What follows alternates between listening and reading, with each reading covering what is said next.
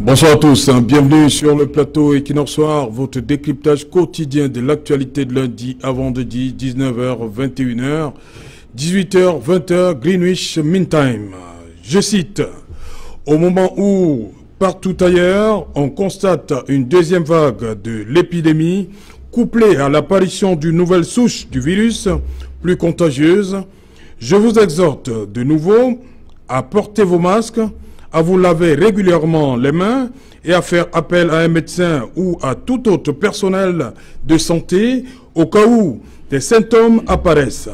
C'est le seul moyen de préserver les vies et de freiner la propagation du virus. Fin de citation. Paul Biya, message à la nation le 31 décembre 2020. Par là, il ne fait point de doute que le chef de l'État appelle ses concitoyens à un sens plus élevé de responsabilité. Le président de la République dit avoir personnellement constaté que la plupart de ses concitoyens ne respectent plus les mesures de protection édictées par le gouvernement. Chief Dr Joseph John Gouté, à 16h32 GMT, le Cameroun présentait les statistiques suivantes pour ce qui est du coronavirus. 27 336 cas, 1993 sous traitement, 24 892 ont recouvré la guérison contre 451 décès.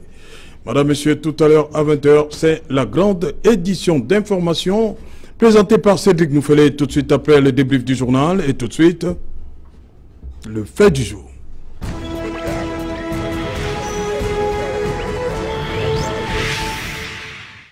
Covid-19 et deuxième vague de contamination dans l'indifférence totale. Pour en parler, nous avons invité en plateau ce soir Mathias Kameni. MK. Bonsoir. Bonsoir, Merveilleux. Bonsoir, Merveilleux. Merci. Voilà. Bonsoir aux vaillants militants de la Renaissance du Cameroun et nous sympathisants. Bonsoir au couple présidentiel depuis le quartier Santa Barbara, c'est à Yaoundé. Bonsoir à mon ami personnel, M. Magellan et M. Moudi. Voilà, merci, bienvenue. Vincent de Paul Yéré, bonsoir, bienvenue. Bonsoir et merci de m'avoir invité. Voilà. Didier Mko, bonsoir. Bonsoir, bonsoir Serge-Alain Autou, bonsoir à tous les militants du FSNC et je formule mes meilleurs vœux de santé et de prospérité à mon cher ami l'ancien conseiller municipal Kameni. J'ai transféré du LGF. Je salue mon ami Ndougou, mon frère et ami du PCM que je rencontre pour la première fois.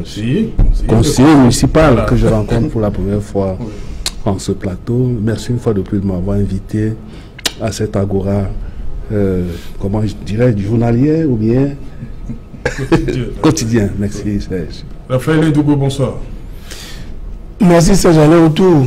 Permettez-moi de vous remercier une fois de plus de m'avoir invité. C'est une Champions League, bien que le CHAN soit en préparation dans quelques jours. Mais la Champions League est débat télévisé de tout le continent africain. Et lorsqu'on chausse les crampons pour prendre part, on est sérieux. Donc je voudrais donc dire bonsoir à tous vos millions de téléspectateurs de par le Cameroun et même dans le monde entier, et tous les techniciens qui vous accompagnent, sans oublier les co-panélistes. Merci de m'avoir invité. Voilà, on va dire également tout de suite merci Dr Jean-Chou Prévost depuis Montréal au Canada. Bonsoir docteur, bienvenue une fois de plus. Bonsoir Serge-Alain Autou, merci. Bonsoir à tous mes co-panélistes. Je salue tout le peuple camerounais dans cette période difficile. Voilà, on va rester avec vous, docteur. Dites-nous, quelle est la situation actuelle, où nous sommes le 14 janvier, de l'épidémie, la pandémie au niveau chez vous au Canada? Et un mot peut-être sur le vaccin, parce que ça fait débat. Hein? Est-ce que vous êtes vacciné, docteur Jean-Chou? Oui, la pandémie a repris de vive allure. Docteur Jean-Chou, docteur Jean-Chou, vous êtes vacciné déjà? La vaccination est faite, tout à fait, oui, exactement. Donc, nous avons eu le privilège d'avoir été parmi les premiers à être vaccinés par rapport à cette période où on priorise selon les personnes à risque et le personnel de santé est en premier lieu une catégorie à haut risque, tout à fait. Voilà la situation maintenant de la pandémie au niveau du Canada, rapidement. Oui, donc, surtout à la deuxième vague, surtout par rapport à la deuxième vague de contamination. Exactement. Donc, la deuxième vague a repris vraiment de façon très, très forte en fin d'année, mais je dirais que c'est depuis le retour de fête, donc après la fin de l'année, qu'on a vu augmenter de façon majeure le nombre de cas. On a actuellement au Québec une préoccupation avec plus de 1500 patients hospitalisés et avec beaucoup de ces patients sont en situation critique. Donc au jour d'aujourd'hui, on a 230 patients qui sont en situation critique, ce qui est quand même préoccupant. Donc on se souvient que depuis le mois de mars, la pandémie a déjà fait plus de 8800 décès au Québec. Et pour ce qui est du Canada, le nombre de décès a dépassé 17 500 à l'échelle du Canada. Donc on est actuellement en train de limiter les activités sur tout ce qui est chirurgie planifiée ou soins hospitaliers programmés pour faire la place pour accueillir tous ces malades. Et en particulier à Sainte-Justine, on va devoir nous accueillir certains adultes de moins de 40 ans pour permettre à ce qu'ils soient pris en charge parce que la deuxième vague a l'air de partir de façon très, très intense. Ok, merci, docteur. On revient à vous dans un instant. Raphaël Ndougou, le président s'est adressé le 31 décembre dernier. Il a appelé les Camerounais à revenir au respect scrupuleux des mesures barrières. Mais vous avez constaté dans la rue qu'il a demandé aux Camerounais de porter à nouveau les masques. Pourquoi? Le président prêche dans le désert, il a prêché dans le désert. Qu'est-ce qui se passe? Dieu aime les Africains. Dieu aime particulièrement les Camerounais. J'avoue que si cette pandémie-là sévissait en Afrique ou alors au Cameroun, comme ce fut le cas, ou bien comme c'est le cas de l'autre côté, on ne devait même plus avoir la force d'enterrer les morts. Donc je commence par le fait que les Camerounais prient beaucoup et il faut qu'ils continuent de prier davantage. Oui, il y a eu les morts là, les gens ne prient pas là-bas?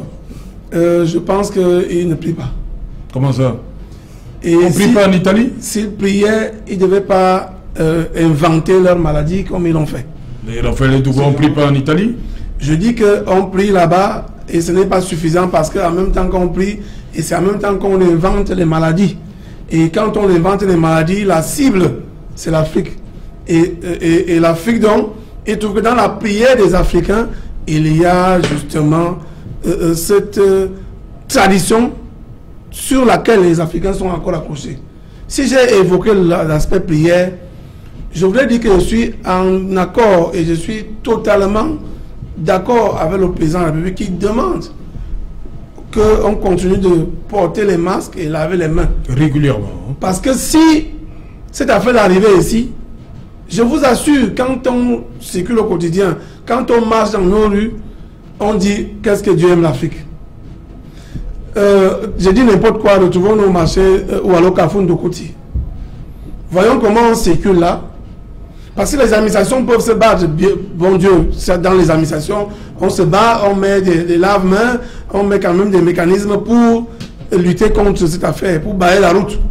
Mais maintenant, au quotidien, qu'est-ce que nous faisons? Quand j'ai dit de Kouti, j'ai bien voulu évoquer des endroits où nous allons souvent prendre Kinbien et tout ce que vous imaginez. On n'a pas de respect là-bas, parlant de la distanciation sociale. De rien du tout. D'ailleurs, personne ne porte cela, le masque. Même autrefois, quand on avait d'abord interdit, où on avait demandé la fermeture des bars, on voyait quand même devant les bars, on pouvait laver les mains. Actuellement, ça n'existe même plus. La question, c'est de savoir, est-ce qu'il va falloir continuer à marcher derrière chaque Camerounais? Je n'ai pas envie de faire un petit test de son masque là. Mais moi, j'ai mon masque dans la poche de ma veste.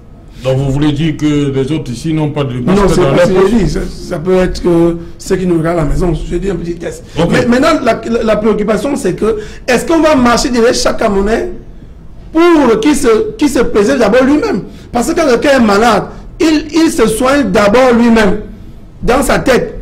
Parce que vous arrivez à l'hôpital, vous dites, je vais à l'hôpital pour me soigner. Maintenant, avant de tomber malade, qu'est-ce qu'on fait avec la situation que nous voyons ailleurs? Nous avons longtemps parlé ici des mesures et tout ce qui est comme plateau technique. Nous connaissons déjà tout cela. Mais maintenant, qu'est-ce que le Camerounais fait au quotidien pour lutter, pour barrer la route à cette affaire? C'est pour ça que j'ai évoqué l'aspect prière. L'aspect prière nous a amené le Monseigneur Cléda. Parce que Monseigneur Cléda a sa position qui marche bien. Il a dit que s'il veut que les spécialistes viennent lui prouver le contraire. Mais vous voyez donc à quel niveau nous sommes obligés d'appeler Dieu, mais nous-mêmes, parce que Dieu lui-même à un moment donné demande aux gens de pouvoir se protéger. Tu ne peux pas laisser, si le feu prend quelque part dans une maison, tu ne peux pas laisser là pour dire que bon Dieu va te sauver. Donc il faut que les Camerounais obéissent au moins sur ce que le président a demandé le 31 décembre. C'est-à-dire avoir son masque, là on est dans une foule, quand on le porte, quand on est quelque part, on peut avoir son gel. Ça dit qu'il y a des gels qui sont 200 francs aujourd'hui, au moins pour que nous soyons à l'abri. Dieu seul sait, avec la saison sèche qui plane dans ce moment-ci. Vous voyez, quand on a l'abri, on cache partout, et ça, la poussée qui soulève tout cela, je dis que le bon Dieu aime le Cameroun.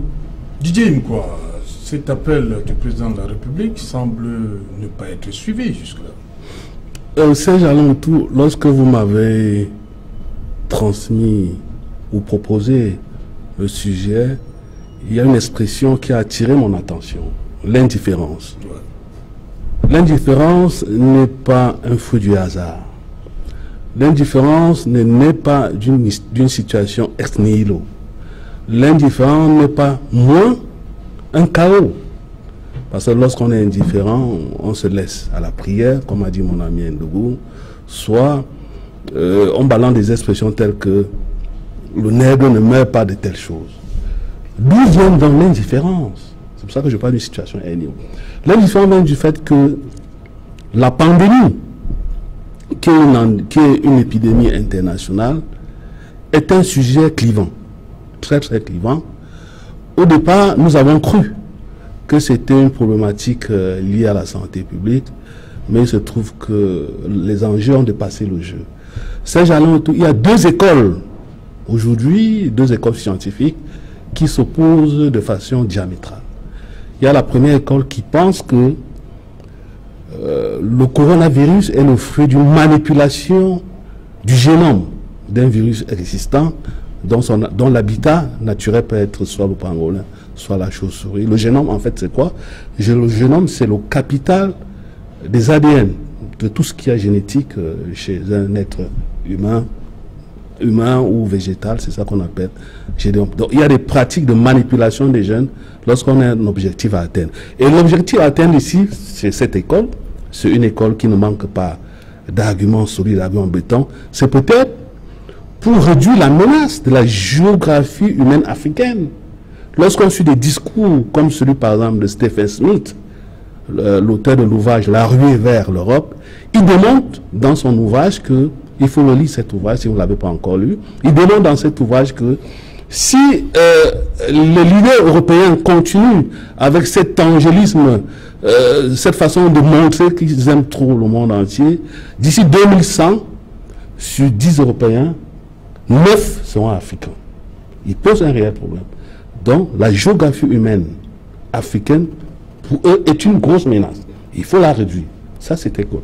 Et n'en déplaise à certaines personnes qui me traitent de complotiste, moi, je les traiterais des nègres de jardin, qui veulent faire plaisir, peut-être aux Occidentaux. Mais c'est un fait réel. Stéphane l'a dit, Sarkozy, qui, c'est vrai, n'est plus français, mais qui est un acteur influent de la France-Afrique, a eu le courage de dire face aux Africains sans croc que l'homme africain, les immigrés, sont les causes principales des changements climatiques. Ce qui est érudit, Mazon, personne ne lui a répondu. Il y a une deuxième école qui croit en fait que c'est un phénomène scientifique que l'on peut expliquer, qui n'a rien à voir avec la manipulation biologique sans bioéthique. Et c'est là où le président de la République, dans le paragraphe 5 de son discours, pose le problème de l'écologie, de la protection de la biodiversité que répond aujourd'hui le président français Emmanuel Macron. Donc vous voyez donc que c'est un sujet très très clivant. Il y a eu des batailles tout autour. On se demande encore si on est dans la santé publique, comme je l'ai dit à l'entame de mon propos. Il y a des batailles entre les laboratoires, entre les officines néolibérales. Donc voilà exactement. Et à notre niveau, pardon, je ne vais pas sortir, à notre niveau, le sujet est encore plus clivant parce que c'est devenu une problématique politique. On a cru qu'au départ, comme je l'ai dit, c'était un problème de santé publique, mais c'est devenu un objet de propagande politique, c'est devenu une récupération. On a focus beaucoup plus sur la gestion des grosses sommes qui entourent cette pandémie. On laisse la sensibilisation. Donc vous comprenez pourquoi le bas peuple, qui presque, je le dirais comme ça, peut-être avait en face, qui ne sait plus à quel sens se vouer, est tombé dans l'indifférence. Ok, merci. Mathias Kameni, pour vous, lorsque vous regardez parcourir les rues de Douala, vous sentez cette indifférence-là, alors qu'on parle de deuxième vague de contamination. C'est comme si les gens n'étaient pas au courant de ce qui se passe par rapport à cette deuxième vague de contamination. Qu'est-ce qui justifie cette indifférence, à votre avis? Monsieur Sejalin, c'est effectivement parce que les mesures, les vraies mesures, n'ont pas été prises dès le début de cette pandémie. Alors, le régime de Yaoundé avait minimisé au départ et n'ont pas mesuré les risques que les populations pouvaient endurer après. Et aujourd'hui, je pense qu'ils constatent, et je suis sûr, que la situation devient de plus en plus difficile et que ça sera plus facile à maîtriser. Parce que M. Sejalin fait une sortie et puis dit, voilà, continuez à respecter les mesures barrières, mettez vos cachets, ça ne suffit pas. Regardez, dans d'autres cieux, nous avons observé, on a vu que les vraies mesures ont été prises. C'est-à-dire l'État avait déployé les moyens pour assister ces populations. Mais je peux même dire que cette situation conforte même le régime. Parce qu'en réalité, lorsque vous trouvez un régime amorphe, qui se retrouve dans l'incapacité de servir son peuple, alors il se retrouve obligé même de se cacher derrière cette pandémie, parce qu'aujourd'hui, vous ne pouvez plus rien leur demander. Dès que vous ouvrez la bouche, ils vous disent seulement non, Corona est venu tout déjouer nos plans.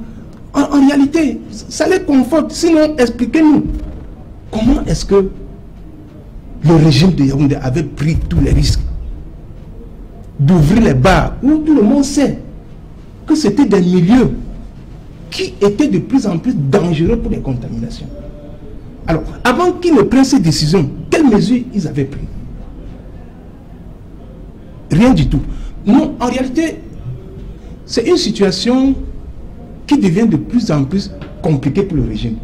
Et mon parti a été le premier parti à attirer leur attention concernant cette pandémie. De dire, prenez des dispositions compte tenu de ce qui se passe ailleurs. Ailleurs, donc, ils ont même les moyens de faire face.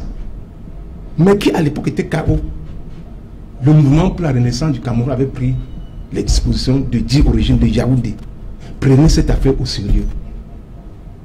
Et nous avons plutôt tensé des antipatriotes et de quoi je ne sais. Mais aujourd'hui, ça les rattrape, sur ces jalons. Lorsque il s'était même permis à un moment donné, parce qu'il ne faut pas seulement dire, voilà, mettez vos cache-nez et observez les mesures barrières. Lequel cache-nez, ils avaient même commencé par vendre la pièce à 1000 francs. Imaginez. Ils avaient dit que la SICAM devait produire des cache-nez et que ça devait coûter 1000 francs. Je l'avais bien entendu. Alors imaginez-vous. Un parent. Votre camarade qui voulait être maire à Bamejura. J'espère qu'il n'est pas de l'État. Hein. Imaginez-vous. Il a fabriqué les gels. Imaginez-vous. Les masques qu'il vendait. Un parent qui a 5 enfants et qui peine à dépenser pour sa ration 1500 francs par jour. Mais qui a 5 enfants qui vont à l'école et qu'il faut 5 cache-nez et qu'il faut l'acheter à 1000 francs. Non, est-ce qu'on oblige les gens à avoir les cachets ici comme Mathias Kabini? Mais attendez, le débat. Mais le débat, effectivement, c'est justement ce qu'on doit. On ne doit pas obliger les Camerounais à prendre c'est justement pourquoi je vous dis que. Il a un camarade qui vit à Douala, mais qui voulait être né à Bamandjou. C'est justement qui a fabriqué des gels et des masques et qui les vendait. Il n'est pas du gouvernement. Ils agissent un peu comme des femelles. Et c'est même des femelles. Puisqu'en réalité, c'est des gens qui vous brandissent un peu quelque chose comme de l'or. Pourtant, ils savent que en réalité, c'est du bois qui est derrière cela. Okay, donc, moi, je pense que aucune mesure n'a été prise et que les Camerounais vivent du jour le jour. C'est à qui mieux mieux. C'est tout simplement ce qu'il leur manque à dire. Okay. C'est à qui mieux mieux et que, comme quelqu'un a dit, nous tournons vers Dieu. Ok. Voilà, Vincent de Paul Guédé, on nous a habitués lors de, on va appeler ça la première vague, on nous a habitués à un pointage quotidien de la part des autorités du ministère de la Santé publique et même des tweets, peut-être 3 tweets par jour de la part du ministre en charge de la Santé publique. Est-ce que ce relâchement-là participe de cette, on va dire, cette indifférence-là vis-à-vis de cette deuxième vague? Est-ce que le fait de cette absence de matraquage participe de cela? Je voudrais dire que la période du Covid a été très douloureuse pour le Cameroun, pour les Camerounais, et surtout pour les entreprises camerounaises. Elle a été pénible pour l'économie camerounaise, de telle sorte qu'au 31 décembre 2020, la plupart des entreprises n'ont pas pu atteindre leurs objectifs. Et au moment où ces entreprises sont en train de se relancer pour la nouvelle année, voilà qu'on revient avec cette deuxième vague.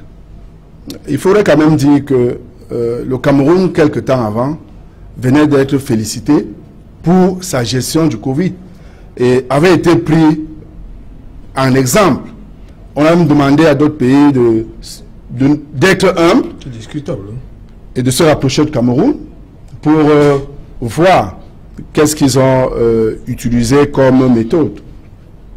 Au sortir de tout cela, il y a eu des interventions pour féliciter les membres du gouvernement et tout le reste. Donc forcément, sur le plan psychologique, ça jouait sur les Camerounais qui ont estimé qu'ils pouvaient passer à autre chose, qu'ils pouvaient maintenant vaquer à leurs occupations. Mais je voudrais rassurer les uns et les autres que le Covid continue à sévir. J'ai d'ailleurs une pensée pour une amie très proche qui actuellement est en quarantaine pour cause de Covid. Donc le Covid existe. Même en entreprise, on a renoué avec ces mesures de vigilance où on interpelle les employés à respecter, à être vigilants, à respecter les mesures barrières. Donc je voudrais dire que cette indifférence peut s'expliquer par tout ce dont on parle là. Et d'ailleurs, on se rend compte que le gouvernement même est passé à autre chose. Le gouvernement est maintenant en train de combattre son propre ministre de la Santé. Comment pouvez-vous, en pleine période de Covid, lancer des enquêtes contre votre ministre de la Santé en charge de la gestion d'une pandémie comme telle? Et qu'est-ce qui se passe? C'est des questions qui ne touchent pas directement à la manière dont il a géré la pandémie. C'est une façon de le combattre? Écoutez, lorsque vous posez la question de savoir, le ministre faisait des tweets tous les jours. Oui. C'est parce qu'il y a l'audit qui ne fait plus de tweets. Nous observons juste ce qui se passe. Non, les Camerounais veulent être informés des chiffres. Mais ce n'est pas nous qui donnons l'information ici. Oui. Nous venons juste analyser une situation que nous vivons. Lorsqu'on vient interroger un ministre sur la gestion des sacs de riz pendant la période de Covid, lorsqu'on nous parle d'une deuxième vague, le chef de l'État dit reprenez avec les mesures barrières, respectez toutes les mesures de distanciation.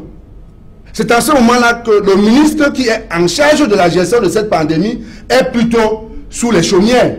Parce que là, il doit rendre compte sur qui est-ce qu'il a donné ces sacs de riz et d'apporter les décharges de tous ces différents responsables. Vous comprenez très bien que le gouvernement lui-même n'est plus dans la lutte contre le Covid. Il est passé à autre chose. Voilà. Non. Bêtement. Donc, Vincent de Paul, pour vous, comme l'audit est lancé, on ne s'occupe plus, on n'informe plus les Camerounais, c'est ce que vous voulez nous faire comprendre? Je vous pose la question, dans quel état d'esprit vous pouvez arriver ici sur ce plateau et animer cette émission si vous savez que sur votre table, il y a une demande d'explication sur comment vos invités de la dernière émission sont arrivés ici? Je vous pose la question, dans quel état d'esprit est-ce que vous serez? Vous croyez que ça n'arrive pas souvent? Je voudrais tout simplement dire qu'on peut comprendre que le gouvernement lui-même, aujourd'hui, estime qu'il vaudrait mieux qu'il passe à autre chose, que la pandémie a été maîtrisée et qu'il sait comment est-ce qu'il doit la juguler. Ok. Moi, je crois que... Prévost Djanchou, vous êtes sûrement, vous savez ce qui se passe au Cameroun. Le président a demandé aux Camerounais lors de son discours à la nation le 31 décembre dernier de reprendre avec ces mesures-là édictées par le gouvernement le 17 mars 2020. Mais lorsque nous parcourons nos rues, le masque, ça donne plutôt une autre impression. Hein? Celui qui arbore le masque est plutôt regardé d'une certaine façon. Pour vous, ce relâchement est dû à quoi? Oui, c'est un constat qui est effectivement dû à deux choses. La première chose, c'est le sentiment que le peuple camerounais a par rapport à ce virus qui, dans la première vague, n'a pas touché toutes les tranches de la population avec la même sévérité. Donc, dans cette première phase de épidémie au Cameroun, on a eu beaucoup de personnes qui ont été atteintes. Je rends un hommage en particulier au corps médical qui a perdu beaucoup de leurs membres. Et dans la population générale, le citoyen lambda, il y a eu quelques cas de personnes qui ont eu des formes sévères, mais parmi tous les gens qui n'ont pas été atteints, on a le sentiment qu'ils ne voient pas ceci comme étant un virus sévère, ce qui est une erreur. Donc, je pense que la première chose, c'est la perception du risque de ce virus qui est pas la même qu'on ait ou pas été en contact avec des personnes malades. Et on doit réitérer le fait que c'est quelque chose qui passe aussi par la communication. Et c'est là mon deuxième point, parce que mon deuxième point, c'était de dire le peuple agit aussi par rapport à ce qu'on lui transmet comme message. Et là, je me tourne vers justement les autorités sanitaires qui doivent redoubler encore d'ardeur parce que, comme dans beaucoup de pays, le creux qu'on a observé dans la période d'octobre, novembre, a ensuite été une reprise de l'épidémie. Et ce décalage qu'on observe d'un pays à l'autre, c'est assez classique. On l'a vu déjà en première vague, le Cameroun n'était pas atteint au même moment que la France. Et la France n'était pas atteinte au même moment que le Canada. Donc, il faut vraiment dire aux populations que même s'il y a eu cette petite accalmie, la deuxième vague qui vient, surtout avec aussi, c'était aussi un troisième élément majeur, le fait qu'il y a un variant qui a une contagiosité plus importante. Et on voit, notamment, je discutais avec des collègues en Afrique du Sud, on voit la sévérité qui se rapproche de ce qu'on a ici dans nos pays, au Canada ou en Europe. Ici, en Afrique du Sud, on a dépassé le 1 million de cas avec plus de 35 000 décès. Donc, il faut vraiment, vraiment garder beaucoup d'humilité par rapport à ce virus parce que même si dans la première phase, certains ont le sentiment d'avoir été épargnés, que c'était la maladie des Blancs, je mets ça entre guillemets, il faut vraiment se dire que, contrairement à ce que Didier Yimkwa disait, il n'y a pas de conflit derrière, il n'y a pas de complot, il n'y a pas de manipulation. Il est réel, le virus, et beaucoup de Camerounais ont perdu la vie par rapport à ça. Et d'arrêter de véhiculer ce type de message sur le plateau, c'est important. Ok, merci. Raphaël Ndougou, on a vu le 30 avril 2020, le gouvernement annonçait un certain nombre de mesures visant à alléger celles qui avaient été prises le 17 mars, et on a assisté partout à des scènes, on va le dire, certains coins, pas partout, à certains coins du Cameroun, des scènes de joie, les Camerounais étaient contents que, surtout la réouverture des débits de boissons. Est-ce que pour vous, c'est depuis le 30 avril que les Camerounais ont compris que le coronavirus était derrière nous? Non, c'est genre tout, pas du tout. Je crois que pour les Camerounais conscients... Qu'est-ce qui justifiait donc ces scènes de joie-là? Les scènes de joie étaient liées aux plaintes également des mêmes Camerounais. Je suis surpris d'entendre Mathias Kameni dire que le gouvernement n'a pas pris les dispositions et qu'on a réouvert les bars. C'était les mêmes plaintes parce que justement, Vincent de Paul-Ida a indiqué que l'économie, parce que justement, les sociétés brassicoles rentrent dans l'économie. Et donc, le gouvernement, après avoir pris ces mesures-là, suspendre même l'école, a donc vu que peut-être les Camerounais prendront conscience pour voir dans quelle mesure la laisser suggérer dans un SNAP, un exemple, qu'on puisse amener dans d'autres, et puis on reste comme nous sommes là. D'ailleurs, vous-même, vous avez tenu des émissions ici avec 2 invités en plateau. Ça veut dire que tout le monde a pris conscience dans l'affaire. Et quand le président revient le 31 décembre, il rappelle aux Camerounais de prendre à nouveau conscience.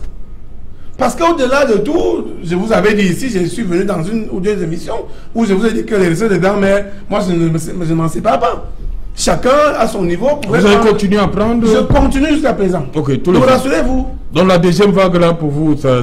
J'ai mon masque pour respecter ce que le président a dit, mais moi j'ai mes potions traditionnelles. Ça, je ne me cache pas. Maintenant, quand le président rappelle donc à la prise de conscience de tout le monde, il faut qu'on respecte cela. Ça dit qu'on n'a pas besoin de rentrer encore dans les détails politiques. Il y a des thèmes ou alors des sujets où on doit d'abord laisser la politique. Pour la simple raison que si on essaye d'observer de lundi à dimanche dans nos villes, on voit comment on se comporte. C'est un problème. Tout à l'heure, il évoquait le cas des entreprises. D'accord. Ça dit que dans les entreprises, effectivement, on a pris les dispositions pour balayer la route à cette affaire.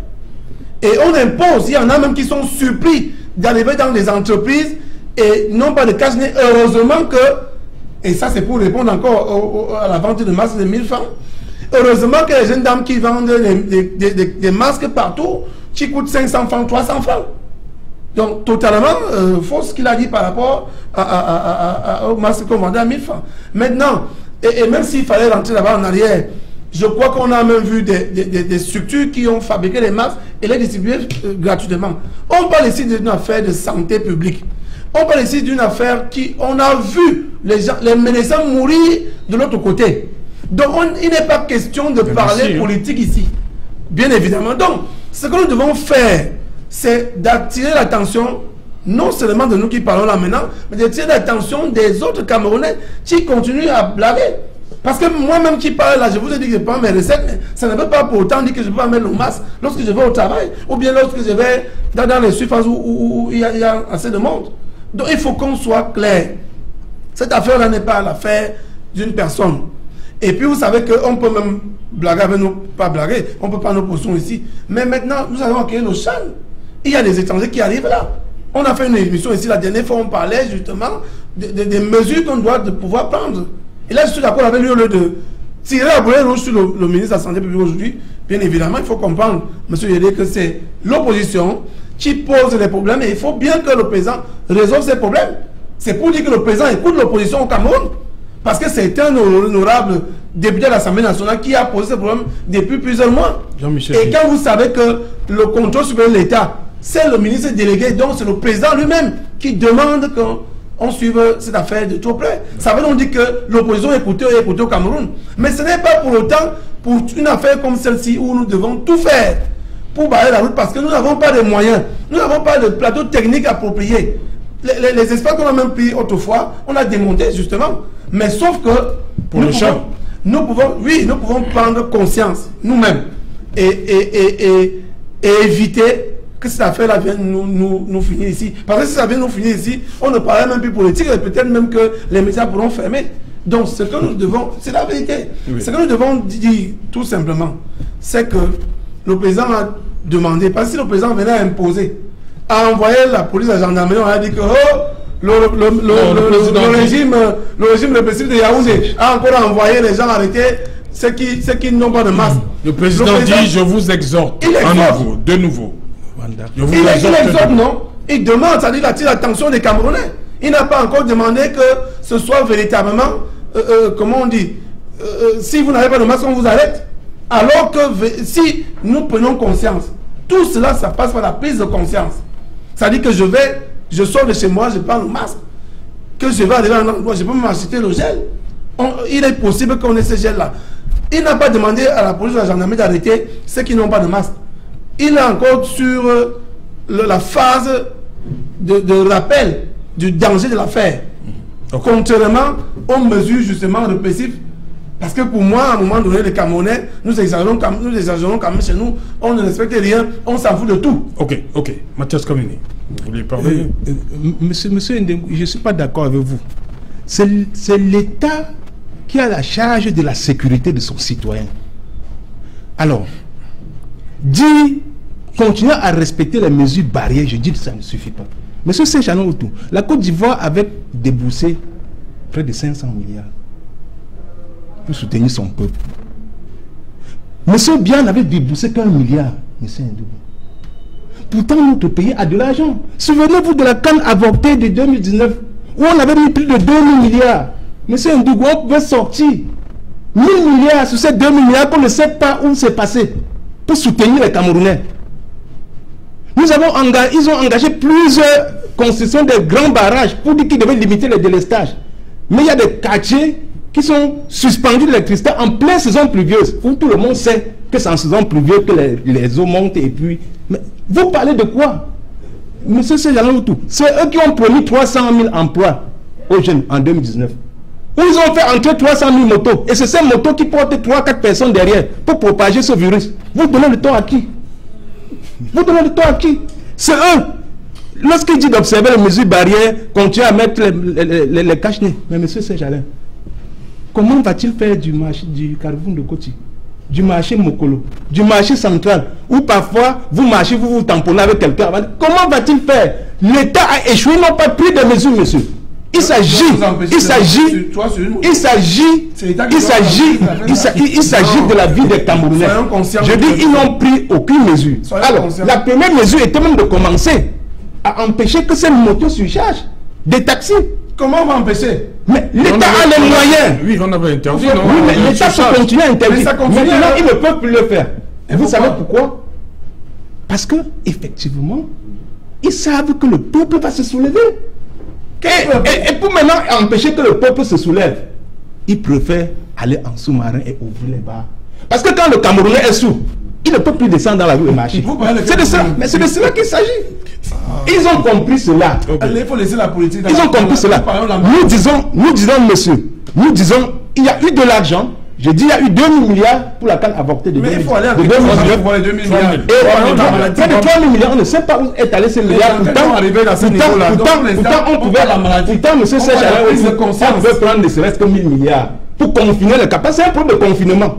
Mais le gouvernement n'a pas les moyens pour confiner. Et ce n'est pas parce que ces moyens manquent. Ces moyens, elles la mettent dans leur poche. Parce que lorsque vous avez affaire aux gens qui s'en vont même jusqu'à voler le riz même est cassé. Qu'on a donné aux Camerounais dans le confinement, mais ça devient très dangereux. Ok. Ouais, on va permettre Vincent Paul Yédé d'abord, oui, rapidement. Il n'est pas long. Allez. Ou bien Didier Imkwa. Oui, je voudrais encore expliquer l'indifférence des Camerounais. Oui. Parce qu'il faut qu'on sorte de la comédie politique. L'indifférence, il y a plusieurs guides de lecture qui peuvent expliquer l'indifférence. Il y a aussi l'autosatisfaction. Il faut savoir que dès le début du déclenchement, de cette pandémie, il y a le directeur général de l'Organisation mondiale de la santé qui a prédit l'hécatombe en Afrique. Il est allé plus loin, qu'on devait ramasser les cadavres comme les bouteilles plastiques. Mais malheureusement, tel n'a pas été le cas. Le même directeur général de l'OMS a félicité le président de la République par rapport à son plan comment vous appelez ça, le plan national de riposte. De riposte. Vous croyez que le monde physique, il y a le monde spirituel. Je vous en prie. Le corona, écoutez, je vous en prie, je ne suis pas en campagne électorale, je vous en prie. Nous sommes en train de parler d'un problème de défense publique. Parce que le Covid, la crise sanitaire, a entraîné la crise économique et la crise sociale. Et l'année 2021 sera une année difficile. Donc je ne suis pas dans la comédie. Donc pour dire que le même directeur général de l'Organisation mondiale de la santé a expliqué pourquoi l'Afrique a essayé de faire comprendre la résilience épidémiologique de l'Afrique. C'était par rapport déjà à la jeunesse de sa population, à sa riche pharmacopée, et surtout, il a expliqué que le fait qu'on ait souffert pendant longtemps du paludisme, nous avons développé un mécanisme de défense. Et je crois que c'est à ce niveau-là aujourd'hui qu'on devrait... Et il a même allé plus loin. Il a dit, pour que l'Afrique ne retombe pas, parce que nous sommes là dans la nouvelle vague, il faut éviter de politiser le virus, le coronavirus. Mais malheureusement, certains de nos amis sont en train de mettre le virus dans le corona, en train de mettre la politique dans le virus. Ça ne marchera pas. Donc, je ne sais pas si mon ami le conseiller, l'ancien conseiller municipal du ADF a fait son texte. Il est gratuit, parce qu'il peut être là en train d'érecter alors qu'il n'a même pas fait son texte. Le texte est gratuit. C'est gratuit. Actuellement, c'est gratuit. C'est gratuit. Il y a des gens qui ont payé 60 dans tous les districts. Je vous dis actuellement, c'est gratuit. Voilà une mesure qui n'a rien à voir avec le port de masque, avec le lavage des mains. C'est gratuit. Donc vous sortez de là demain, vous allez dans un hôpital du district, pas l'hôpital à Cantini, vous faites, il est gratuit. Donc moi je pense que c'est vrai, c'est l'opposition, vous jouez votre rôle, vous êtes dans le manichéisme total, tout ce que le gouvernement peut faire, vous le payez en noir, c'est votre mission. Et puis, nous la respectons, vous comprenez. Mais il faut aussi, par moment, lorsque vous êtes gentleman, féliciter un gouvernement qui a décidé de rendre le texte du Covid gratuit. C'est gratuit. Moi, je l'ai fait, c'est gratuit. Donc moi je crois qu'il faut aller dans le sens de la sensibilisation. Il faut que tous les acteurs politiques, à un moment donné, mettent leur, je ne sais pas quoi, leur ego entre parenthèses et aller vers la sensibilisation. Je regarde un peu ce qui se passe aujourd'hui en France. Vous croyez que tous les adversaires de M. Macron ne sont pas d'accord avec la démarche. Mais à un certain moment, l'humanité ou bien l'humanisme prend le dessus sur les divisions idéologiques. Vous comprenez? Je suivais tout à l'heure une grande émission, tout un grand débat sur le Covid. Et je voudrais surtout demander, parce que là-bas, il y a comment le président de l'Académie des sciences de la France qui parle. Je voudrais aussi qu'au Cameroun, le président, par exemple, de l'Ordre national des médecins... L'heure du journal, elle approche, je pense qu'il est là. Cédric Nouffelé, bonsoir, bienvenue au menu ce soir. Bonsoir Serge Alain, bonsoir aux invités. Ce soir, nous parlerons de l'incendie survenu, l'explosion survenue au Middle Farm Stadium à Limbé. Il y a un engin qui était stationné sur les emprises de ce stade et qui a été incendié. Des populations dénoncent une main criminelle, d'autres y voient des groupes armés séparatistes à quelques jours du Chan qui s'ouvre samedi. Du côté de Yaoundé, nous ferons le point sur les préparatifs des arbitres engagés dans cette compétition africaine, compétition qui attend un invité de marque, le président de la Fédération internationale, la FIFA, qui sera présent pour vivre lui aussi ce grand moment du football africain.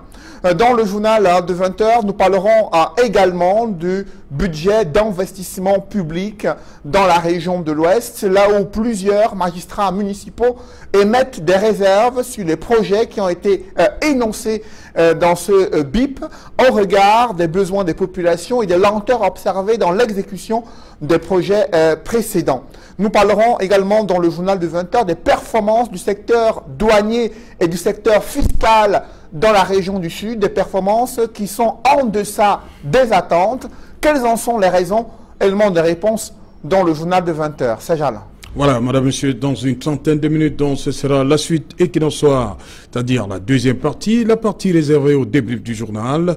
Mais avant cela, une page de pub et juste derrière, le 20h de Cédric Noufélé. Retour sur le plateau Equinox-Soir, toujours en compagnie de Dr Jean-Chou Prévost depuis le Canada, Raphaël Ndougou ici en plateau, Vincent de Poliédé, Didier Yimpoa et Mathias Kameni. Mathias Kameni qui a mis le feu sur ses engins à Libé. Ne pas me demander, c'est Jalin. Comment? Ne me demandez pas, quand vous me demandez qui a mis le feu, je ne sais pas quoi vous répondre. C'est le gouvernement qui doit vous répondre parce que voilà, c'est eux qui passent le temps à jouer du ping-pong avec certaines personnes là-bas, parce qu'en réalité, s'ils ne jouaient pas au ping-pong, ils nous auraient écoutés lorsque nous prenons position pour dire allons à la négociation, allons au dialogue. On ne devait pas observer tout ça. Donc s'ils n'observent pas, nous pensons qu'avec les séparatistes, ils jouent au jeu de ping-pong. Et les conséquences sont là. Ça coûte quoi, monsieur Serge Alain? Ça coûte quoi d'appeler ces enfants autour d'une table? Ça coûte quoi? Nous sommes fatigués d'observer ce genre de scène. Et rappelez-vous que ça fait moins de quelques jours, il y avait encore un massacre à Mouyoka. Mais c'est des Camerounais qui perdent la vie. Pourquoi c'est si difficile? Tout ça a un rapport avec le feu là? Mais vous avez dit que vous ne savez pas qui a mis le feu. Mais je sais quoi je dis, c'est pas à moi que vous allez demander à ceux qui jouent au ping-pong avec ces gens. Pourquoi vous développez donc en parlant du massacre? Mais effectivement, c'est... S'il y a eu des massacres là-bas, et qu'après, il y a également eu des explosions, ça veut dire que ça peut avoir des liens. Ça peut avoir des liens, puisque c'est toujours des personnes inconnues. Ceux qui ont massacré, on nous a fait savoir que c'est des personnes inconnues. Ceux qui ont fait exploser les engins, on nous fait toujours savoir que c'est des personnes inconnues. C'est pourquoi moi je dis, nous allons continuer comme ça jusqu'à quand? Est-ce qu'il n'est pas temps que nous nous asseyons pour tirer les conclusions de cette affaire, pour trouver une solution sur cette affaire? Parce que ça devient quand même dangereux. Même lorsqu'on marche dans la rue là, on marche en tremblant parce qu'on ne sait plus qui est qui. Donc moi je pense qu'en réalité, le régime devrait observer quelques moments de la retenue et dire, nous pensons que nous pouvons nous entendre entre nous les Camerounais. Parce que c'est entre nous. Alors convoquer les partis autour d'une table, qu'on s'asseye, et puis que chacun laisse son orgueil, qu'on s'asseye, et puis que nous trouvons des solutions durables pour notre pays. Parce que c'est des... Le gouvernement dit très souvent déjà avoir organisé le grand dialogue national. Oui, mais on voit... Si effectivement c'était pour... Et c'est là encore un autre problème, puisqu'ils avaient promis que c'était pour résoudre ce problème. Mais qu'y a-t-il encore qu'il y a des massacres des femmes et des bébés? Ça veut très bien dire que... Ils nous donnent même raison, parce que nous avons dit à ceux qui avaient assisté à cette mascarade de dialogue, parce que c'était une mascarade, que rien ne sortira, que rien de bon ne sortira de là. Puisque nous connaissons celui qui est en face. Nous connaissons celui qui est en face. C'est quelqu'un qui ne négocie pas. Parce qu'il a peur. Vous parlez de qui là? Je parle de M. Biya. M. Biya ne négocie pas, il ne va jamais négocier. C'est un va-t-en-guerre. C'est-à-dire c'est quelqu'un qui sait qu'à un instant, s'il accepte la négociation, son départ est programmé. Et pour cela, il préfère tenir de main de fer, quitte à ce que n'importe qui meure. Ce n'est pas son problème. Mais à condition que son pouvoir ne soit pas inquiété. Que son fauteuil ne soit pas inquiété. Sinon, comment peut-il se faire appeler le père de la nation? Encore que je peux même le concéder. Mais un père de la nation est celui-là qui écoute ses enfants. Un père de la nation est celui-là qui écoute le cri de ses compatriotes. Et depuis 2018, dans toutes ces adresses à la nation, il demande à ces enfants-là qui ont pris les armes de revenir à la République, déposer les armes. Mais monsieur Serge Alain, de sortir de la brousse. Monsieur Serge, lorsqu'on taxe déjà des gens, des assassins, des terroristes, vous croyez que c'est facile qu'ils déposent les armes et marchent pour venir se rendre? Quelle est la garantie? Mais il y en a qui ont déposé les armes qui sont... Les qui sont-ils? Vous voulez les voir d'abord? Mais où sont-ils? Si vous ne les avez pas vus, ça veut dire que ça n'existe pas, Mathias Kameni. Mais s'ils avaient donc déposé, pourquoi donc ça continue? Mais qui continue donc là-bas? Donc, en réalité, M. Serge Alain, c'était pour dire quoi?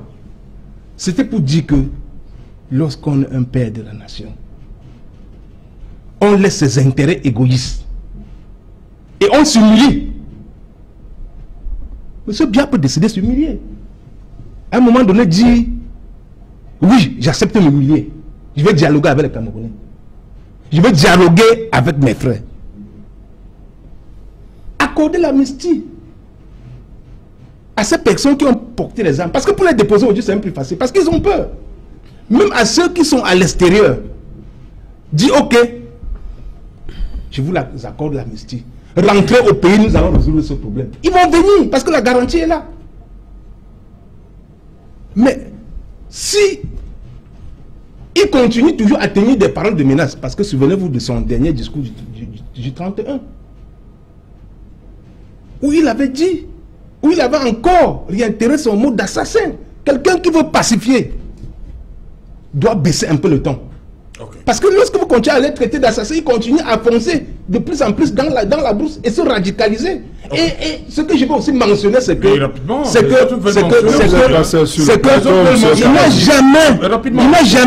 il n'a jamais, lors de ce discours, adressé ces mots de condoléances à tous ceux qui ont perdu la vie, ni les mots de réconfort à ceux qui ont été blessés. Mais il a pris plus de 5 minutes pour faire l'autopsie du président élu Maurice Kamto. Voilà, comme vous avez aussi pris plus de 5 minutes pour parler de ça avec un rapport. Merci Mathias Kameni. Vincent de Paul de IED, est-ce que vous faites aussi une espèce... Il y a une relation pour vous, chez vous, entre l'incendie et la crise dans le nord-ouest et le sud-ouest? Est-ce qu'il y a un lien? Je crois que c'est une opération de communication. Donc on veut faire passer un message. M. Kameni est en train de faire réussir. Parce que le Cameroun accueille le Chan. Vous savez très bien qu'il y a des délégations étrangères qui sont là. La compétition va commencer dans 2 jours. Samedi, ouais. Et il y a une session de la CAF qui va se tenir là demain. Et à cette occasion, il fallait bien que dans les plateaux de télévision, qu'on évoque le sujet. Parce que c'est un sujet qui devait être mis à l'écart à cause de l'actualité sportive. Il fallait donc poser des actions d'éclat. Et ça n'a pas seulement commencé hier. Ces derniers temps, vous voyez bien la succession de ce genre d'actes qui vont ramener les gens à parler de ce problème-là et à inviter la communauté internationale à s'impliquer dans cette affaire. Vous savez que... parce que c'est depuis le 1er janvier, c'est 13, il y a beaucoup de sang qui a coulé quand même. Hein? Oui, parce que c'est pensé en tout cas. Tel qu'on le voit, c'est pensé. Et ces activistes ont toujours estimé que on ne parlait pas assez de cette crise à l'extérieur, que les étrangers n'avaient pas une certaine idée de ce qui se passait réellement ici. Alors il fallait profiter de ce moment où les projecteurs de toute l'Afrique sont braqués sur le Cameroun pour poser ce genre d'action. Nous les condamnons déjà et nous regrettons que nous en soyons arrivés là. Parce que jusqu'à tout récemment encore, et nous continuons à espérer que ce processus qui a été entamé va aller jusqu'au bout. Parce qu'il faut aussi profiter de ces moments pour dire que le Cameroun a évolué dans la résolution de cette crise anglophone, qu'il y a des progrès qui ont été effectués et que la décentralisation a connu son aboutissement à travers les élections régionales. Ici à Douala d'ailleurs, il y a le président du conseil régional qui a prêté serment aujourd'hui et ils le font dans toute la République ces derniers jours. Donc ça marque une certaine évolution de la situation politique et nous pensons que nous irons jusqu'au bout de cette situation-là. Donc c'est malheureux que au moment où tous les projecteurs sont braqués sur le Cameroun, que certains en profitent pour poser des actes qui salissent le Cameroun. Et que des gens viennent intervenir, justement, rentrent dans ce jeu-là, comme s'ils ne comprenaient pas trop ce qui se passait pour davantage essayer de salir le Cameroun. Ce n'est pas le but du jeu. en ce qui nous concerne, nous souhaitons que cette crise-là soit résolue. Nous souhaitons que les négociations aillent jusqu'au bout, mais en même temps, nous pensons que le Cameroun nous appartient tous et que nous avons l'obligation de protéger le Cameroun, de défendre son image. Ok. Didier, quoi, pour vous, il y a une relation entre l'incendie et la crise? Alain Autou, cet acte, c'est un acte terroriste. C'est un acte terroriste. Toutefois, les séparatistes ont communiqué. Ils ont dit qu'ils ne voulaient pas de ce chant chez eux. Oui. Bon, je ne sais pas si c'est eux qui sont derrière cet acte. Je n'ai pas d'enquête à faire. Mais il y a des faits. Souvenez-vous, je crois 1 ou 2 semaines avant, Limbe a reçu Tara. Tara qui est la mascotte du chant. C'était une ferveur populaire dont les populations de Limbe, Boya et le sud-ouest veulent vivre le chant. Donc certains veulent les terroriser. C'est ça le terrorisme. Faire peur par des actes. Tara a reçu une ferveur populaire. Je voulais dire aux populations de Limbe Boya, parce que sur instruction du chef de l'État, le président du COCAN, le ministre, le professeur Mouele Kombi, il y a eu un recrutement de volontaires. C'était des jeunes, plusieurs volontaires, qui vont accompagner les commissions techniques locales à Limbe. Donc je voulais dire à ces jeunes-là qu'ils n'aient pas peur. Nous avons suivi le communiqué du ministre de la Défense, M. le délégué de la Défense. Les forces des désordres rencontreront les forces de l'ordre. Si je voulais revenir sur la crise anglophone, depuis que j'écoute un certain nombre de discours, il y a des gens qui pensent qu'aujourd'hui, pour que le conflit armé Nozo soit résolu, il faut une transition à la tête de l'État sans le président Biya. Certains pensent même qu'il faudrait que le 3e président de la République soit un anglophone. Bon, il y a ce type de discours et cela m'a amené, Serge Alain Autou, à faire la comparaison, un parallélisme avec le triangle du feu. Parce que pour qu'il y ait le feu, il faut 3 éléments majeurs. Il faut la source, une source de chaleur, il faut un comburant, il faut un combustible.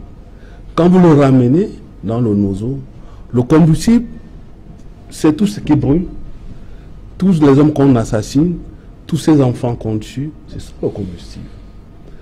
Qu'est-ce qui est le comburant? Le comburant, c'est l'élément qui active le feu.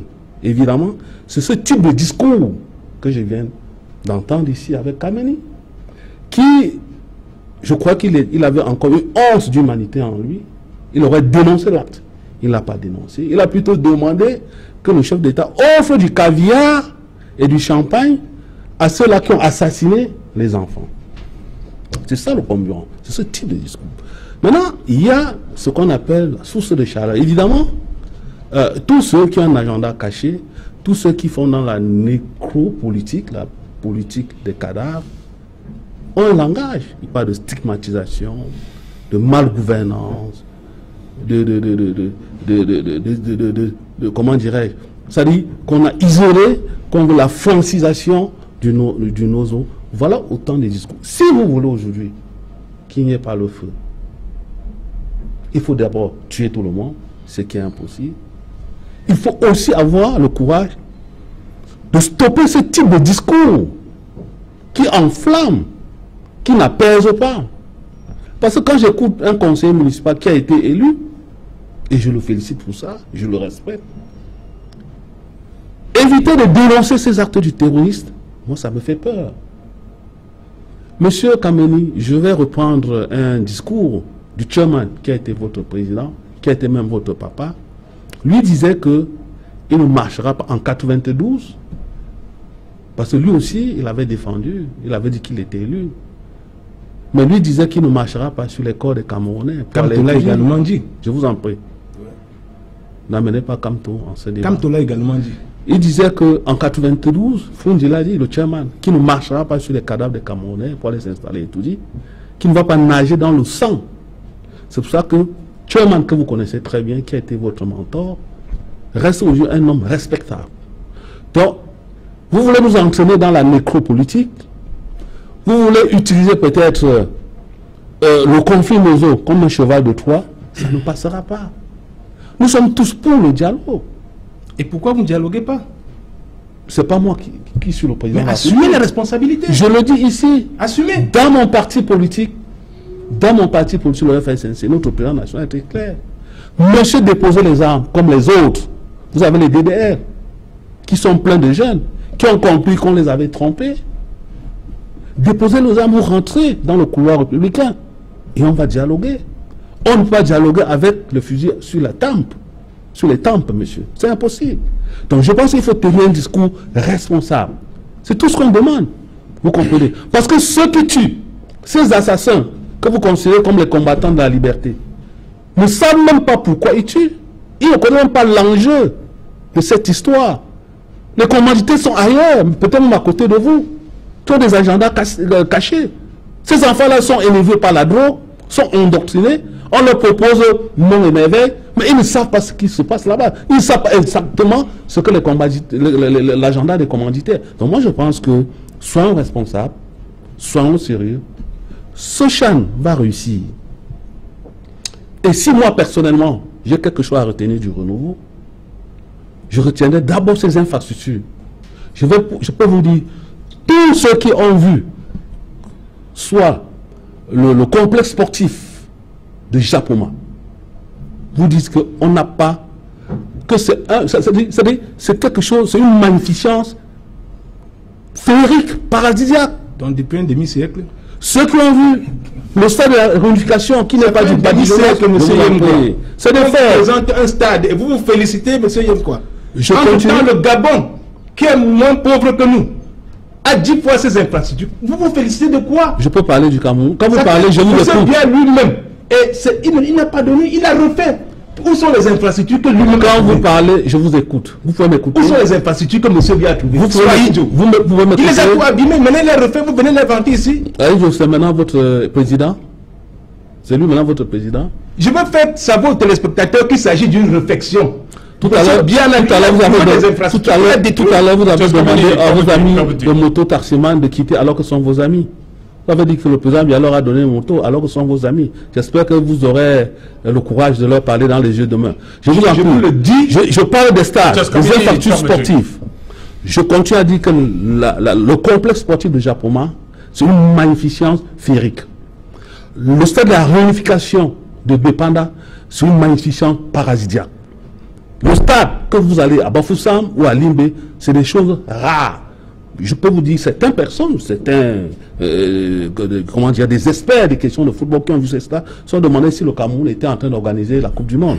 Vous comprenez? Donc, c'est pour vous dire que les Camerounais soient sûrs, qu'ils soient calmes, qu'ils ne soient pas désespérés, que cette tarte de Limbe ne les fasse pas peur, qu'ils ne soient pas désemparés. Le champ va se dérouler et dans de très très bonnes conditions. Parce que c'est le champ de la jeunesse, c'est une fête planétaire et à l'heure où je vous parle, il y a près de 50 télévisions internationales au Cameroun actuellement. Donc on ne devait pas leur servir cette image-là. Raphaël Ndougou, est-ce que ce qui s'est passé à Limbe peut tuer, entre guillemets, l'enthousiasme des populations de ce côté-là par rapport au chant qui commence samedi? Non, pas du tout. D'ailleurs, vous avez suivi, je crois que c'est des vieux engins qui étaient garés non loin du stade. Dieu merci, il n'y a pas eu de perte en vie humaine. La préoccupation majeure ici, c'est comment nous allons continuer avec notre pays, même quand le président bien ne sera plus là, M. Kameni. Pourquoi? Parce que ne pensons pas que nous sommes envoyés ici et que nous allons rentrer un jour. C'est notre pays. C'est notre pays, on n'a pas besoin de brandir une certaine image lorsqu'il y a les étrangers sur notre territoire. Pour la simple raison que vous avez évoqué un certain nombre de choses. Pourtant, on vous a posé une question, qui a mis le feu? Vous avez dit qu'on demande au gouvernement. Dès que vous avez dit cela, il fallait plus continuer à parler. Mais vous nous avez ramené sur le grand dialogue où? Parce que votre leader n'était pas là. Vous avez refusé, vous êtes quand même un élu. Vous aurez dû prendre part, il avait refusé comme les autres, puisqu'il n'était pas en liberté. Et vous avez pensé que ce n'est que le bon Dieu qui devait assister à cette affaire. Moi, je voudrais vous mettre au défi. Si vous avez la possibilité de prendre ces jeunes qui posent ces actes barbares, qui tuent nos enfants, qui ont encore lancé des assauts en tout début de cette année, si vous avez l'habitude, ou alors si vous avez la possibilité de causer avec eux, ramenez-les. Et d'ailleurs, le dialogue n'est pas simplement sur le haut niveau. Le dialogue, c'est dans votre famille, votre épouse et vous. Le dialogue, c'est partout. Le dialogue, ce n'est pas une affaire où vous attendez le président Biya. Le dialogue, c'est également dans le nord-ouest et le sud-ouest. Si vous avez des familles là-bas, c'est le moment. Donc, on n'a pas besoin de salir notre pays à un moment donné. Lorsque quelque chose ne va pas bien, nous avons souvent le courage de dire que ça ne va pas bien. Mais maintenant qu'il y a eu, ça peut mettre un enfant, ça peut mettre l'effet de la chaleur. On ne sait pas trop comment quelqu'un peut même fumer et jeter le mégot de cigarette, ça prend feu. Alors, qu'est-ce qui se passe lorsqu'on a des étrangers? Mais rassurez-vous, le Cameroun ne peut pas accepter, et le président Biya n'acceptera pas qu'un étranger sur son territoire puisse avoir un souci. Et sur ce coup-là, rassurez-vous, c'est comme M. Yimkwa vous a dit que les forces des autres trouveront sur leur chemin les forces de l'ordre. Pourtant, vous avez toutes les solutions. Toutes les solutions que vous avez, faites donc les propositions dans cela. Pour cela, à qui le droit? Ça dit qu'une fois votre leader a été libéré, quand il a refusé de partir, ou alors il vous a demandé de ne pas assister au grand dialogue, et que vous appelez mascarade, trouvez donc d'autres méthodes pour qu'un autre grand dialogue soit convoqué en arrêtant le bruit des armes de l'autre côté. Mais tant que vous n'avez pas, vous passez le temps à critiquer, vous ne dites rien. Moi, je suis sûr d'une chose, que peut-être c'est dans nos rangs même que nous faisons des bonnes propositions qu'ailleurs. Parce que c'est simple.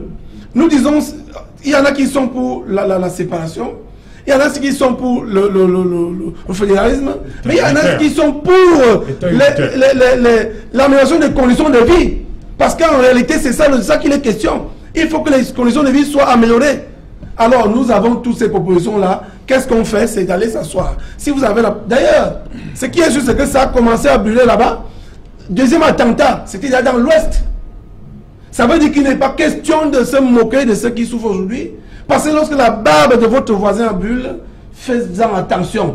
Ça peut arriver également là où nous sommes. D'ailleurs, vous venez de dire que quand vous marchez aujourd'hui, vous n'avez plus confiance en vous-même. Donc, il est temps que nous demandons à ces jeunes qui sont nos compatriotes que lorsqu'il y a un problème, il vaut mieux ne pas continuer sur ce mauvais chemin. C'est ce que le président Biya a dit le 31 décembre. Il appelle à ces gens-là, comme il a appelé les Camerounais, de porter les masques et de laver les mains. Il appelle ces gens-là à déposer les armes. Les solutions vont arriver pour cette situation. Monsieur Kamini, Monsieur Biya lui-même a lavé les mains en public pour montrer aux Camerounais ce qu'il faut faire. Vous avez été un élu du peuple. Sachez que il a porté ses mains en public pour montrer aux Camerounais. Le peuple vous a choisi. Il vous choisit pour résoudre leurs problèmes. Et vous étiez un élu du peuple à la base. Donc, imaginez-vous dans la peau de celui qui est conseiller municipal à Limbe et dans toutes les autres villes. Dans quel point il peut se trouver à ce moment? Donc, il n'est pas question de salir notre pays. Nous disons que ça peut être juste un jeu que les enfants sont allés jouer. Les forces de défense ne vont pas accepter que les étrangers se retrouvent dans ces conditions-là. Voilà, on va terminer notre tour avec le docteur Jean-Tchou Prévost. C'est votre pays, vous êtes à plusieurs milliers de kilomètres du Cameroun, votre terre natale. Vous suivez cette actualité dans quelques jours. Le CHAN, le Cameroun va abriter le CHAN 2021, un des sites, Limbe. On a vu des anciens partir en fumée. Est-ce qu'il y a un rapport avec la crise anglophone, de votre point de vue?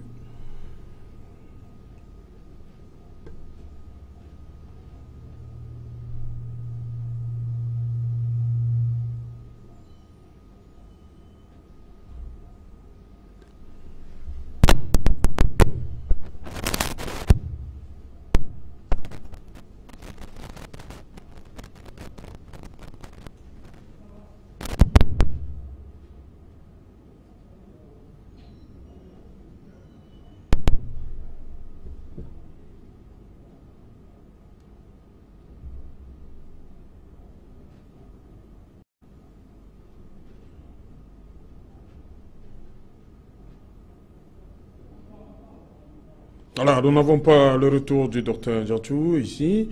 Voilà, on va revenir sur le plateau parce que dans quelques instants, on va se séparer. Vincent de Paul Yédé, vous dites que les Camerounais accueillent cette autre grande fête du football africain.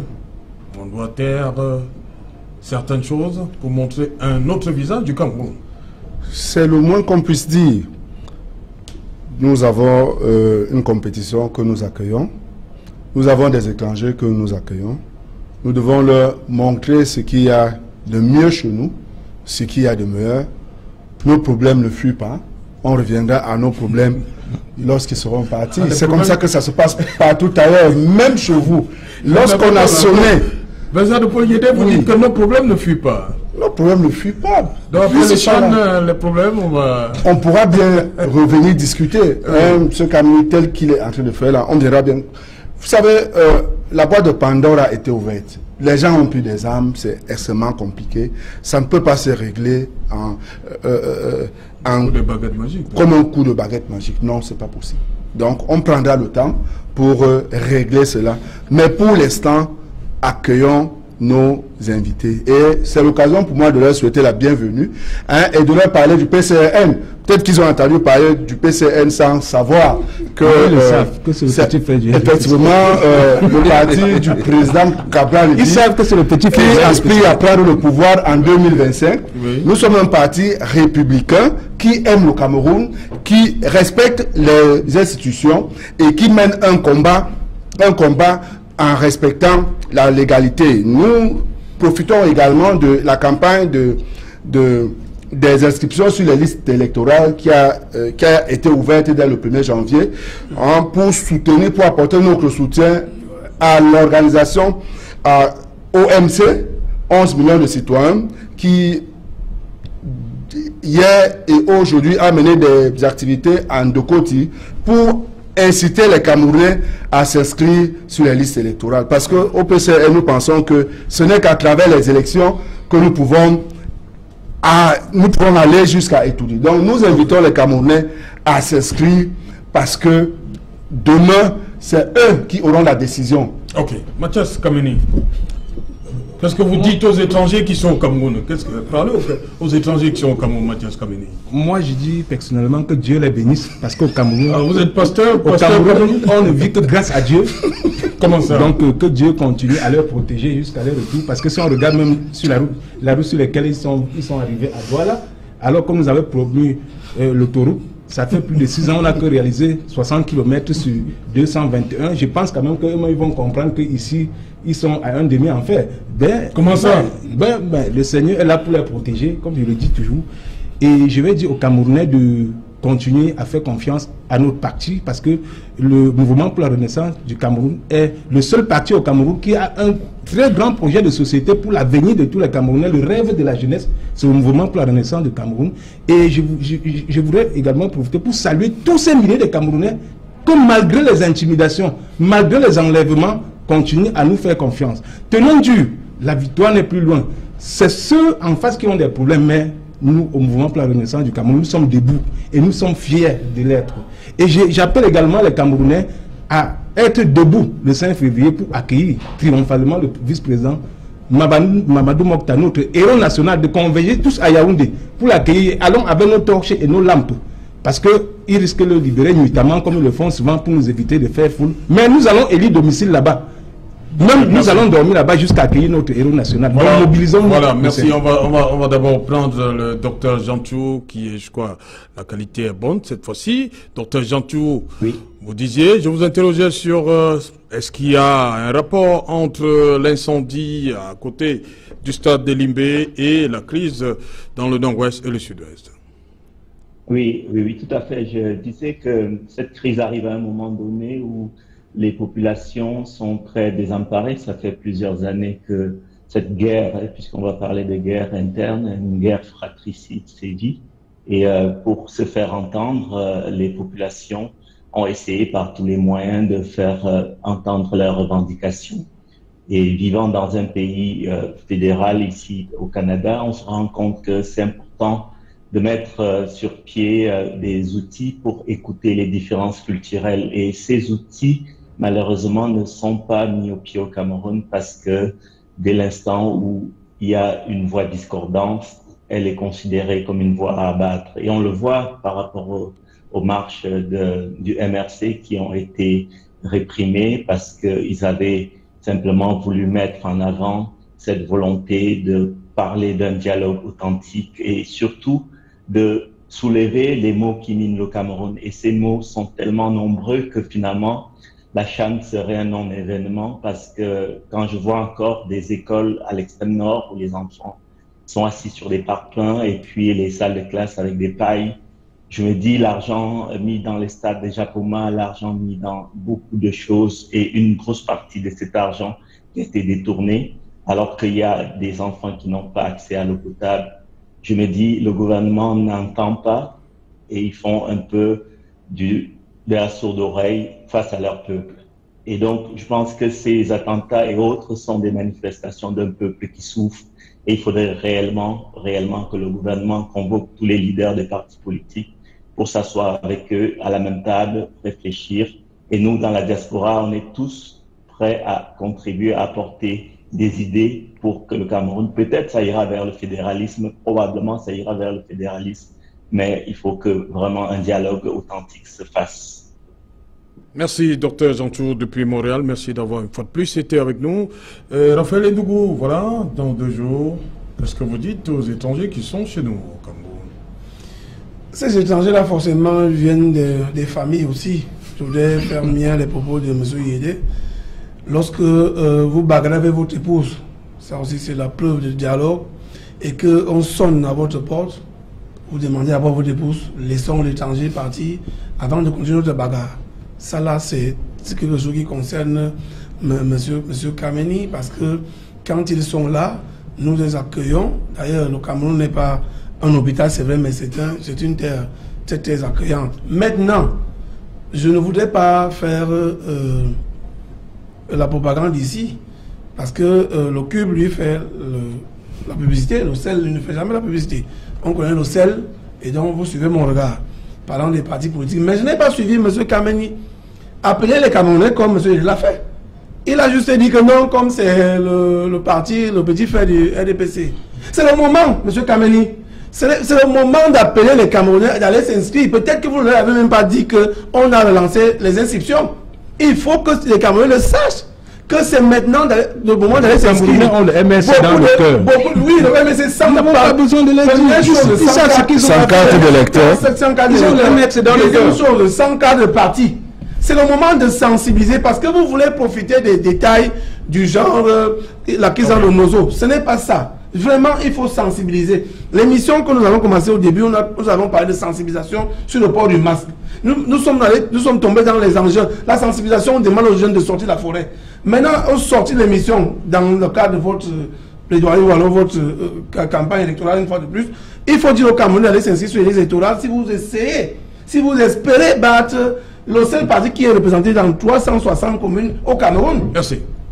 Et DJ Mkoa, on termine rapidement. Oui, Serge Alotou, le chant total 2021 est comme cette fleur splendide qui annonce la qualité du fruit, la qualité du beau fruit qui sera la canne les prochains jours. Je voulais dire à nos frères qui sont là, parce qu'une fois que vous traversez les frontières du Cameroun, vous êtes Camerounais, parce que le chant total 2021 n'est pas l'affaire d'un parti politique. C'est l'affaire de tous les Camerounais. Je voudrais parler, le président Biya a demandé qu'on recrute les volontaires qui sont des jeunes. Donc c'est la fête de tous les Camerounais. Ça n'a rien à voir avec la religion, le sexe, c'est tous les Camerounais. Et aujourd'hui, c'est une fête continentale, c'est une fête planétaire. Je voulais dire à nos frères qui sont venus des 4 coins du monde, de la planète, que le champ total 2021 est placé sous le prisme du développement durable. Le développement durable a 4 piliers fondamentaux. Non, on ne va pas le citer. C'est l'économie, voilà. Merci, on est arrivé. Le message est passé. Voilà, merci DJ Mkoa. Parole d'un allié du RDPC. Il se réclame. Oui, c'est pas la maladie. Oui. Le multiculturalisme qui fait partie du développement durable, l'économie de partage, la construction d'une société équitable et la protection de l'environnement. Voilà, c'est le champ que nous projetons à nos amis. Merci Didier Mkwa, merci Vincent de Poliédé, merci Raphaël Edougou, merci Mathias Kameni, MK.